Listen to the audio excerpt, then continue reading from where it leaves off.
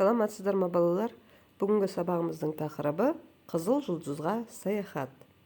Бүгінгі сабақта сіздер Қызыл жұлдыз туралы мәтін тыңдайсыздар. Жаңа сөздермен таныс болыңыздар.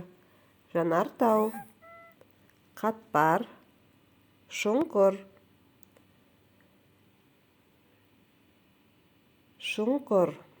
яма, қатпар, складка, жанартау, вулкан. Запишите новые слова в словарную тетрадь. Теперь слушайте текст. Ғаламшар не себепті қызыл жұлдыз аталады? Бұл ғаламшардың түсі қызыл болуымен байланысты. Қызыл жұлдыз жерден қанша есе кіші? Қызыл жұлдыз жерден 2 есе кіші.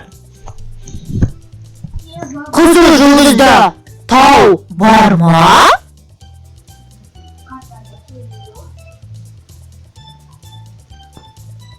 Я, қызыл жұлдызда жанартаулар болған дейді ғалымдар. Қазір онда жердегі таулардан да биік таулар бар.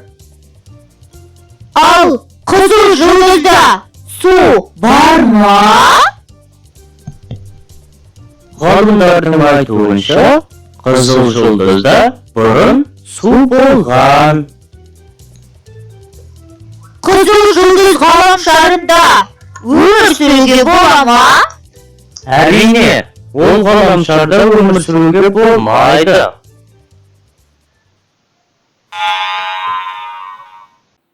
Жақсы балалар, не түсіндіңіздер? Не тыңдадыңыздар? Иә, тыңдағандарыңыз диалог, екі адамның бір-бірімен сөйлесуі. Иә, не туралы айтылды? Қызыл жұлдыз планетасы туралы, ғаламшары туралы айтылды. Жақсы, жарайсыздар. Ендеше оқылым тапсырмасы. Мәтінді тыңдаңыздар. Марс ғаламшарын қызыл жұлдыз деп те атаған. Планету Марс называли и красной звездой, қызыл жұлдыз. Себебі ғаламшардың түсі қызыл, потому что цвет планеты красная. Қызыл жұлдыз жерден 2 есе кіші. Қызыл жұлдыз меньше в 2 раза, чем Земля. Ғалымдардың айтуынша, қызыл жұлдызда жанартаулар болған. По словам ученых, в Красной планете были вулканы. Қазіргі кезде қызыл жұлдызда жердегі таулардан да биік таулар бар. Сейчас в Красной планете есть высокие горы, чем планета Земля, чем у планеты Земля. Мәтінде не айтылғандығы туралы түсіндіңіздер ме, балалар? О чем говорилось в тексте? Жақсы.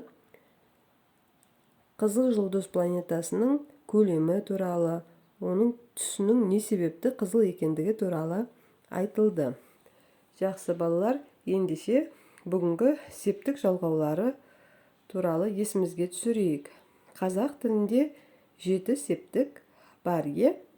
Атау септік, ілік септік, барыс септік, табыс септік, жатыс септік, шығыс септік және көмектес септік. Септіктерді кешеде біз қайталаған болатынбыз. Ендеше бүгін осы септіктермен жұмыс жасаймыз. Сіздерге тапсырма. Жанартау сөзін септеп жазыңыз. Просклоняйте слово жанартау. И у вас есть в документе вопросы. Ответьте на них устно. Второе задание это ваше. Третье – выучить словарные слова. Осымен сабақ аяқталды. Сау болыңдар балалар.